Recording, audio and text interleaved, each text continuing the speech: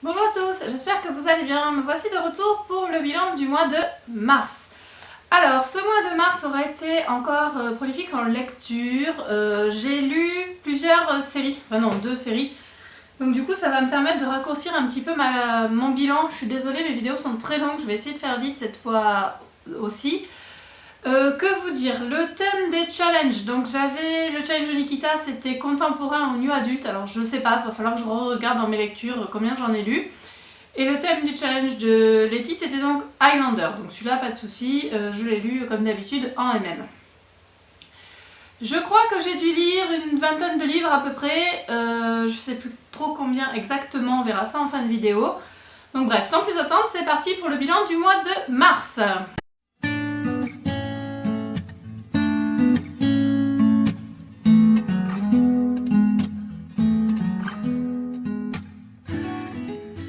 Je vais commencer ce bilan par 2 services presse que j'ai reçus de la part de Hugo Roman, donc du coup un en début de mois et un en fin de mois. Il s'agit de Marked Men, donc du coup la saison 1 Rule et la saison 2 Jet. Déjà ils sont super, ils sont magnifiques. Voilà. Donc c'est Jay Conover qui a écrit ces romans.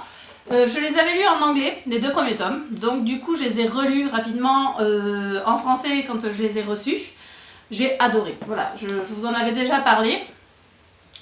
Que vous dire de plus sinon que c'est forcément quelque chose qui me plaît parce qu'on est dans un univers, de bad boy, de tatouage, enfin bon bref. Forcément je ne peux que aimer cet univers-là et que accrocher. Je trouve que vraiment ils ont géré chez Hugo avec les couvertures parce que c'est notamment le tome 2 où en fait on a cette première page qui est juste magnifique. Donc vraiment du beau travail. Alors il y a quelques petites différences entre la VO et la VF, hein, mais rien de catastrophique. Voilà, je vous en dis pas plus parce que si vous avez lu mes chroniques et puis si vous aviez vu mes anciens bilans, je vous parlais des bouquins quand je les avais lus en anglais, vous savez déjà ce que j'en pense. Et donc pour ces 2 tomes, parce que je crois que j'ai mis la note aux 2, c'est 4 étoiles. J'ai été contactée sur la page Facebook de mon blog par Cyriane Delang, désolée pour la prononciation, qui a écrit son premier roman aux éditions Le Voyelle, donc il s'appelle Harper et X. Et qui m'a proposé de le lire en service presse. Donc forcément j'ai accepté parce que c'est du MM et que vous savez maintenant que voilà, si on parle de MM, forcément j'adore. J'ai beaucoup aimé ce roman, alors c'était une jolie découverte parce que je savais pas trop à quoi m'attendre. Alors il y a un passage qui m'a pas trop plu et je suis allée sur le forum Mix de Plaisir, donc sur lequel je suis depuis quelques temps, et les avis des lecteurs m'ont donné envie de continuer. Et heureusement, parce qu'après en avoir parlé avec l'auteur, effectivement c'est un passage un peu délicat. Un peu délicat, mais je vois pas trop comment elle aurait pu faire autrement. Il n'empêche que le roman est vraiment très très bien, c'est le premier tome d'une série, donc c'est l'histoire de Harper et X qui sont flics. Il y en a un qui est flic et l'autre qui est prof, c'est ça, qui est en prison, en asile psychiatrique. Je suis désolée, je l'ai lu en début de mois. En asile psychiatrique. Et donc, pour les besoins de son enquête, il va le faire sortir pour l'aider à retrouver le tueur en série qui a tué sa petite amie.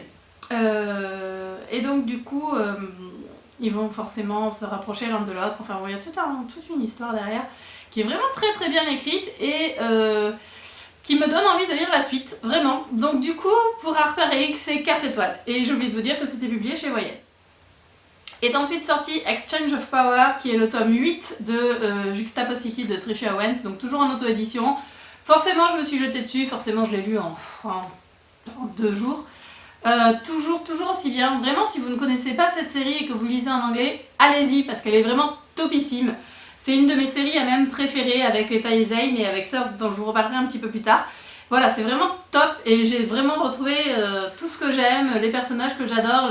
L'intrigue est encore plus sombre que ce qu'on pensait, ça continue. Je sais pas trop où l'auteur va nous amener, je sais pas combien de tomes elle a prévu d'écrire, mais en attendant, j'ai vraiment pas envie que ça s'arrête parce que c'est toujours aussi bien. Donc pour le tome 8 de Juxtaposity, c'est 4 étoiles. J'ai été contactée par les éditions La Martinière Jeunesse qui m'avaient proposé le tome 1 de Girl Online en service presse, en concours, en épreuve non corrigée l'année dernière, et donc ils m'ont proposé le 2e tome. Donc il s'agit de Girl Online en tournée, donc de Zoé Sugg. J'avoue que j'ai vraiment adoré. Alors j'avais beaucoup aimé le premier tome, même si j'avais trouvé un peu léger, alors ça reste une ado. Penny doit avoir 16 ans je crois. Et elle va se retrouver à partir en tournée avec Noah, qui fait une tournée européenne avec son groupe. et se retrouver un petit peu perdu là au milieu sans trop savoir ce qu'il attend, ce qu'elle doit faire et quelle est sa place entre Noah, la célébrité, le concert, tout ça. Donc j'ai adoré, enfin j'ai vraiment aimé parce qu'on retrouve tous les éléments qu'on avait aimés dans le premier, voire même plus. La relation entre Noah et Penny est au centre de l'histoire, est vraiment très bien développée. On a un peu plus de relation aussi entre Elliot, donc son meilleur ami, et l'amoureux d'Elliot, dont je sais plus comment il s'appelle. Voilà, hein, ça va pas m'avancer beaucoup. Blake, je crois. Non, c'est pas lui, Blake. Je suis désolée. Comment il s'appelle? Alors excusez-moi, je suis obligée de chercher. Comment s'appelle l'amoureux d'Elliot? Alex, pardon. Et voilà, forcément j'ai beaucoup aimé ce passage-là, vous vous en doutez. Donc c'est vraiment une lecture fraîche et sympathique que je conseille un peu tout le monde, même si ça reste quand même du young adulte young. Et donc pour ce deuxième tome, c'est 4 étoiles. Sur Facebook, j'ai découvert STR, je suis désolée, je sais pas comment ça se prononce, auteur qui proposait ces 2 romans en autopublication. Donc il s'agit de Seconde Chance, le premier qui est une nouvelle, et de Ce que nous sommes, dont je vous parlerai un petit peu plus tard. Seconde Chance, c'est l'histoire de Adrian et Liam, qui sont donc qui étaient amoureux quand ils étaient au lycée, et un soir, un jour, Adrian est parti du jour au lendemain en abandonnant Liam, et l'histoire se passe donc 7 ans plus tard, quand il revient dans sa vie comme ça, un peu comme un cheveu sur la soupe. Et donc c'est l'histoire de cette seconde chance entre Adrian et Liam, et j'ai vraiment beaucoup aimé parce que c'était court mais c'était bien. C'est chouette, j'ai bien aimé les flashbacks entre leur relation aujourd'hui et comment ils en sont arrivés là. C'était sympa de découvrir tout ça. Alors même si le roman est court, on n'a pas de sensation de manque parce que ces flashbacks permettent d'avoir vraiment une histoire très développée. C'était mignon, c'était frais, un peu trop court à mon goût quand même. Ça reste le format nouvelle, ça reste quand même pas mon format préféré. L'écriture est vraiment très fluide, mais je vous en reparlerai un petit peu plus tard. Et donc pour Seconde Chance, c'est 3 étoiles. J'ai ensuite demandé aux éditions Rainbow d'avoir Premier pas de Anne Tennino, donc en service presse. C'est l'histoire donc de, je ne sais plus comment il s'appelle, donc encore une fois j'aurais dû potasser mes notes, mais comme d'habitude je fais mes vidéos à l'arrache, donc je ne sais plus comment il s'appelle. Un jeune homme qui est au sein d'une fraternité et qui en fait se rend compte qu'il est gay et qui va tomber amoureux de son prof. Alors son prof c'est un tuteur en fait, hein, à la fac c'est pas non plus le prof, c'est juste le tuteur de cours. Et en fait ils vont sortir ensemble petit à petit, se tourner autour, il va avoir beaucoup de mal, alors je sais que le tuteur s'appelle Sébastien, mais bon je sais plus comment s'appelle l'élève. Ils vont avoir du mal à se trouver parce que Sébastien est ouvertement gay mais pas machin. C'est super hein, quand je me rappelle plus des prénoms des personnages. Et c'était tout mignon, vraiment c'était chouette parce que il est entouré de son meilleur pote. Et quand il finit par avouer qu'il est gay, au final personne n'est surpris et c'était vraiment sympa et la relation qu'il a avec Sébastien est vraiment toute mignonne. Donc une petite lecture fraîche, pas prise de tête, comme j'aime. Et pour Premier pas, c'est 4 étoiles. Amélie et Marie Rage m'ont fait parvenir Sean, donc qui est le tome 3 de Blood of Silence. Voilà, les Blood comme d'habitude. Sons of Anarchy en tête, Jax, des images de Jax partout. Le tome 3 concerne donc Sean qui sort de prison donc 2 ans après la fin du deuxième tome et qui va faire la connaissance d'un gang de bikers qui est donc juste en face de chez eux et qui va tomber amoureux de Lemon. Et donc Lemon c'est la vice-présidente je crois, ou la secrétaire, je sais plus ce qu'elle est, je crois qu'elle est VP. Du club de bikers et en fait c'était assez sympa d'avoir ce côté fille en bikers, donc elles sont à moitié des mecs quand même, et tout en restant des filles. Enfin bon, c'était vraiment bien la façon dont elles ont tourné ça. Comme d'habitude avec les filles, on va de rebondissement en rebondissement, il n'y a pas un moment de libre. J'ai très hâte au prochain tome, vu qu'il s'agit d'un MM avec Clax, donc je sais pas trop, enfin si je suppose, je pense savoir avec qui Clax va finir. Mais j'ai hâte de voir comment les filles vont nous apporter ça. Donc pour Sean, donc le tome 3 de Blood of Silence, c'est 4 étoiles. J'ai ensuite lu mon Highlander, donc il s'agit de Jacques Ecker, Troublant Highlander de VD Print, qui m'a été conseillé par Nikita. Donc voilà, je suis désolée ma belle, je sais même plus le nom de ton blog, donc du coup je vous le mettrai en barre d'infos parce que je ne me rappelle plus. Qui était top, il était vraiment sympa. Donc un Highlander MM, ça faisait longtemps que je voulais en lire un. Donc il rentre dans le challenge de Tinker, donc du Prince Charmant. Il était vraiment sympa, c'est l'histoire de Kerr, donc qui est le fils du laird du clan quelconque. Et donc son père décide de le fiancer d'office à une jeune demoiselle dont j'ai oublié le prénom, qui vient de France, et qui va venir de France avec son frère Jacques qui est médecin. Donc il est vraiment au fait de tout ce qui est hygiène et compagnie, donc il va refaire toutes les règles d'hygiène au sein du château, il va faire virer le guérisseur, soigner les gens, enfin, bref.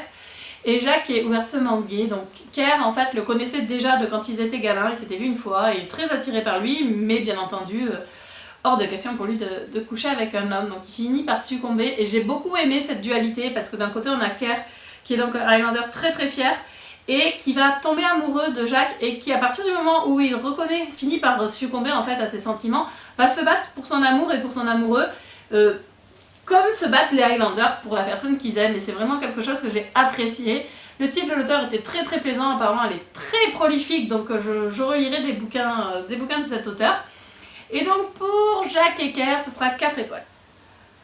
Amélie m'a conseillé Les Chemins de l'acceptation de Casey Burns, donc c'est chez Dream Spinner Press, et c'est le tome 1 des Chroniques de Toronto. C'est l'histoire d'un flic dont le partenaire va être tué au boulot, hein, et qui va se rendre compte qu'en fait ce gars-là était gay et marié, ou fiancé, je sais plus si c'est marié, je crois bien, avec un autre garçon. Et donc pour aider ce jeune homme, alors je suis désolée, j'ai bouffé leur nom. Donc vous l'aurez remarqué, je bouffe les noms des personnages, donc c'est vraiment la honte. Et promis, un jour je me ferai des notes. Je crois que sur mon cahier, je vais marquer les noms des personnages en plus à partir du mois prochain parce que j'y arrive pas. Voilà, j'y arrive pas, je me rappelle pas, donc je marquerai au moins les prénoms des personnages. Donc voilà, il va l'aider à passer son deuil en fait, et apprendre à le connaître et finir par tomber amoureux de lui, même s'il est hétéro forcément. Et après, comme d'habitude, on a toute l'histoire d'un hétéro qui finit par tomber amoureux d'un gay, enfin. On va pas en reparler, c'est toujours la même chose, mais c'était vraiment très très bien écrit. Il y a d'autres tomes qui sont sortis de cette série et je les ai dans ma liseuse et je vais les lire dès que possible parce que j'ai vraiment beaucoup apprécié. Et donc pour Les Chemins d'acceptation, c'est 4 étoiles, alors 4 étoiles et demi. Ben oui, j'ai commencé les et demi. J'ai ensuite reçu en service presse de la part de Hugo Romance Maybe Not, donc j'avais déjà en anglais que j'avais eu dans ma bookworm box signé par Colin Hoover. Et je me suis fait un grand plaisir de le lire. Maybe Not, c'est la nouvelle spin-off, si on veut, de Maybe Someday. Donc, qui est l'histoire de Warren et de Bridget. Warren et Bridget qu'on voit tout le long de Maybe Someday. Et Warren qui est un personnage qu'on découvre vraiment dans Maybe Not. Parce que c'est un personnage très drôle et très léger qu'on a dans Maybe Someday, mais qui est toujours là pour les personnages. Et en fait, on va se rendre compte que c'est quelqu'un de très profond. Et qui est vraiment le pilier de ce petit groupe d'amis, parce que sans eux, je crois qu'ils seraient tous écroulés, vraiment. Parce que il est beaucoup plus important, beaucoup plus fort que ce qu'on en avait, que l'image qu'on en avait dans Maybe Someday. Donc j'étais vraiment surprise, parce que j'avais pas trop envie de le lire, c'était pas des personnages qui m'attiraient. Mais je regrette pas de l'avoir fait. Il est vraiment très bien. Et si vous avez lu Maybe Someday, n'hésitez pas à lire Maybe Not, parce que c'est vraiment une très bonne nouvelle. Et donc pour Maybe Not, c'est là aussi 4 étoiles et demi. Et parce que j'avais envie d'autre chose, je me suis enfin lancée dans la lecture de Phobos 2 de Victor Dixon dans la collection R. Alors j'avais lu Phobos cet été, je crois, je sais plus trop quand est-ce que j'ai lu le tome 1. Et j'ai acheté celui-ci à Montreuil, d'ailleurs il est dédicacé par l'auteur. Je sais que vous allez rien voir parce qu'à chaque fois que je vous montre un truc, vous voyez rien. Bref, ça avait été vraiment une très belle rencontre. Victor Dixon à Montreuil, je vous en ai déjà parlé pour Animal. Et j'avais hâte de lire Phobos 2 et je ne sais pas pourquoi je ne l'ai pas lu avant, parce qu'à partir du moment où je l'ai commencé, je l'ai dévoré. C'est toujours aussi bien, toujours aussi prenant. On se replonge très rapidement dans l'univers, on découvre plein de choses et je ne sais pas ce qui nous réserve pour la suite, mais franchement, j'en ai des frissons rien que d'en parler parce que les méchants sont toujours aussi méchants. On a plein d'indices qui sont donnés et qui laisse présager le pire. Et franchement, je sais pas si je vais aimer la fin de cette série parce que... voilà, dites bonjour. Et j'ai mon chat qui est derrière. Je sais pas si vous le voyez. Hop là. Donc c'est Gnocchi, hein, désolé, il vient squatter sur la vidéo. Donc, Phobos 2. Voilà, je sais pas ce qui nous réserve et je sais pas si je vais aimer la fin parce que j'appréhende beaucoup de choses. Mais voilà, en plein de révélations et c'est toujours aussi bien. L'écriture de Victor Dixon est toujours aussi fluide. On est porté par son récit, porté par l'intrigue, porté par les personnages. une valeur sûre quoi. Donc pour Phobos, c'est 4 étoiles et demie. J'avais dans ma liseuse depuis super longtemps Mathias et Eden de Lily Haim. Alors ce sont des romans qu'on ne trouve plus nulle part, mais heureusement Bookmark va rééditer donc le tome 1 au mois de décembre et j'espère le tome 2 rapidement ensuite. Mathias et Eden, ce sont des personnages dont j'avais entendu parler, enfin qui font partie rapidement de l'intrigue de l'effet papillon. Donc Mathias c'est le médecin de Jamie, d'Alex pardon. D'Alex quand Alex va à l'hôpital à cause de son père. Bref. Et je savais qu'ils faisaient partie de... Enfin, je l'avais dans ma liseuse, donc je savais qu'ils existaient, mais j'étais persuadée que les romans sur Mathias et Eden étaient sur Mathias et Eden adultes, alors que non, ce sont du young adulte. Et alors, s'il y a vraiment quelque chose que j'aime chez Lily Haim, c'est young adulte. J'adore tout ce qu'elle écrit, mais c'est young adulte spécialement. J'ai adoré. J'ai vraiment adoré ces deux romans, parce que c'était énorme, c'est toujours aussi bien écrit, c'est toujours aussi fluide, c'est toujours aussi poétique, aussi beau. Et j'ai beaucoup aimé, autant dans l'effet papillon, on avait le point de vue d'Alex qui était blessé, c'est lui qui était cassé, qui avait du mal à affronter ses démons. Autant dans Mathias et Eden, c'est Eden qui est donc cassé. Et Mathias qui va nous raconter l'histoire et de le voir lutter pour sortir Mathias, pour sortir Eden pardon, de l'eau, pour le faire...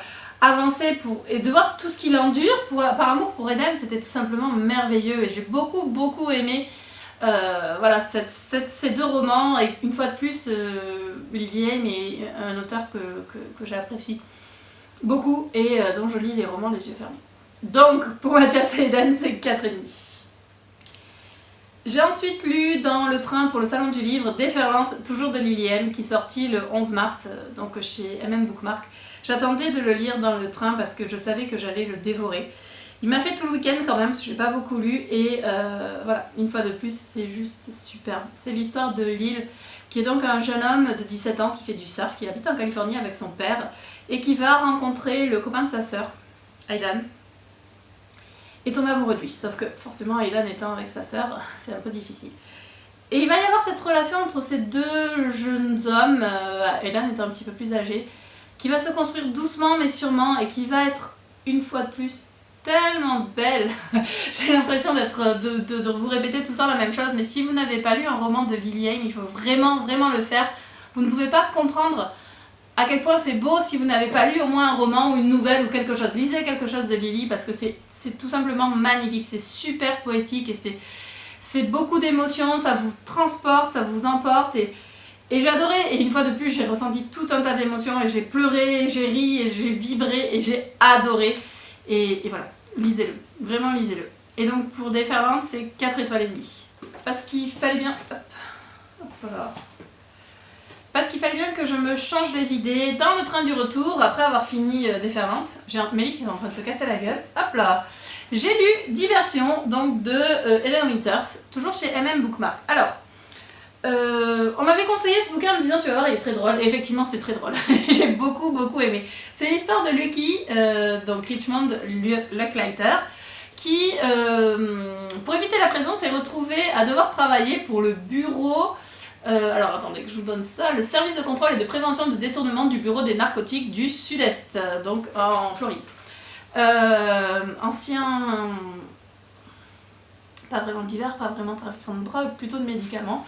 Lucky se retrouve à travailler, donc ça doit faire 8 ans qu'il travaille pour ce bureau-là, et donc il est chargé de enquêter sur le trafic de médicaments, sur les failles dans les sécurités, dans les usines qui fabriquent les usines pharmaceutiques, ce genre de choses. Il va devoir enquêter avec Beau, qui est...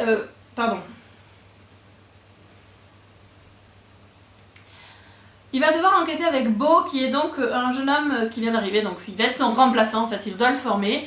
Et Beau va travailler sous couverture dans un hôpital en tant que pharmacien pour vérifier un petit peu ce qui se passe. C'est une espèce de clinique privée qui distribue des médicaments de manière pas très nette. Bref, forcément ils vont être attirés l'un par l'autre, forcément ils vont se retrouver ensemble. On va de situation cocasse en situation cocasse. Alors l'intrigue policière est vraiment très bien, ça change d'être dans l'univers du détournement de médicaments, c'est vraiment sympa pour une fois, ça change des meurtres et compagnie. Et le personnage de Lucky est tout simplement à mourir de rire. Je sais pas, il est super drôle et j'ai vraiment hâte de lire la suite pour la peine parce que c'était vraiment très sympa. beau et tout mignon, tout adorable. Mais Lucky est vraiment chouette. Donc un très très bon moment de détente, j'étais morte de rire d'un train d'ailleurs, c'est un peu la honte mais bon c'est pas grave. Très très bon moment de détente sur ce tome 1 et donc pour diversion c'est 4 étoiles. En même temps que deuxième chance, j'ai acheté Ce que nous sommes, donc toujours de FV Vestiaire. J'avais envie de le lire mais d'un côté j'appréhendais un petit peu vu les avis que j'avais lus sur internet. Du coup j'ai décidé de le faire en lecture commune avec Karine, donc qui est abonnée sur la page du blog. Et on s'est lu ça dimanche. Alors, on pensait le lire en plusieurs jours. Bon, il n'est pas très épais, je sais, mais il y a 36 chapitres, enfin 35 plus l'épilogue. On s'était divisé ça en 3 parties et on a enchaîné ça en quelques heures. Parce que l'écriture est tout simplement superbe. Je vous en avais parlé tout à l'heure, je vous ai dit que je reviendrai dessus. C'est magnifique. C'est l'histoire de Alex, Sierra et Zach.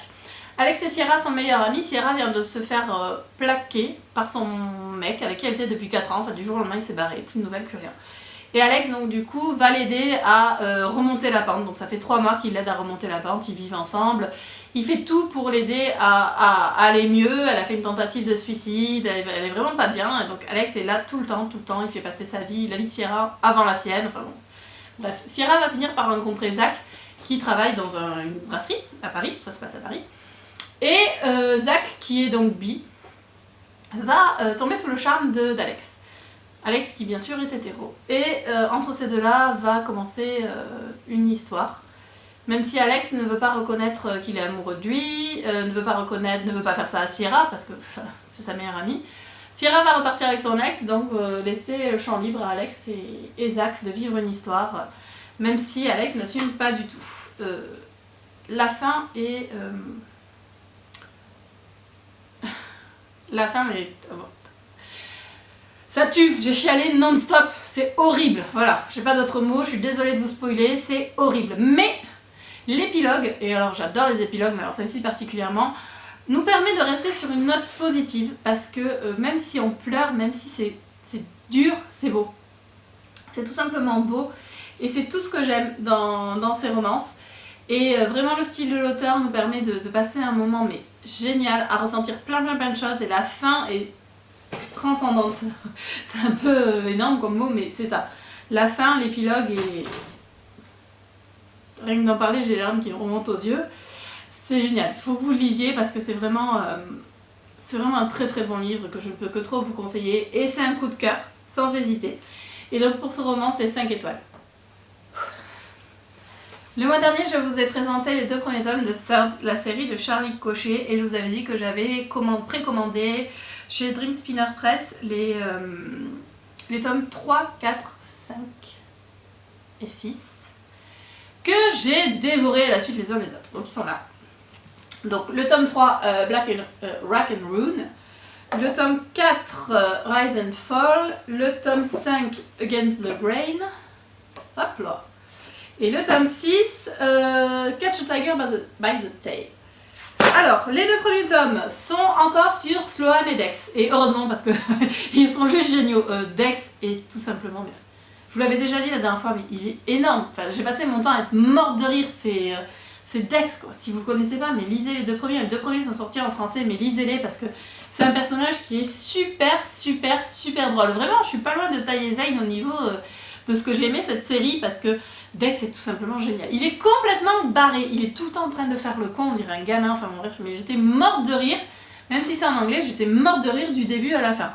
On continue avec l'histoire des méchants qui veulent tuer les Terriens qui veulent tuer des humains, enfin bon bref, il y a tout le contexte militaire, enfin politique, enfin d'enquête derrière, et les relations entre les personnages qui se développent de plus en plus, et notamment entre Dex et Sloane, qui en chient quand même pas mal. Mais qui sont toujours aussi amoureux et toujours aussi mignons tous les deux, j'ai vraiment beaucoup aimé. Le tome 5 du coup parle de Kael, donc Kael, le petit frère de Dex, qui est donc un... Alors j'ai le cheetah derrière, c'est un guépard. Un guépard, c'est ça. Et Ash qui est donc ce lion terrien qui est l'ennemi juré de Dex, parce qu'ils passent leur temps à se pouiller tous les deux, c'est le meilleur ami de Sloane. Mais franchement, Dex et Ash, c'est juste énorme parce qu'ils sont tout le temps en train de se faire chier. Et c'est super drôle parce qu'ils sont tout le temps en train de se chercher et vraiment, j'ai beaucoup ri. Kael est juste adorable, vraiment. Ash n'admet pas du tout être amoureux de Kael, d'un homme, même si tout le monde s'en fout, parce que de toute façon maintenant on s'en fout qui est gay et qui ne l'est pas. Mais c'est vraiment mignon de les voir tous les deux et de voir comment Ash change au contact de Kael. On retrouve bien entendu les autres personnages, et on a toujours Dex en fond sonore, j'ai envie de dire, tellement il est... Ouais, ça arrête jamais, c'est Dex quoi. Donc c'était vraiment sympa cette histoire-là.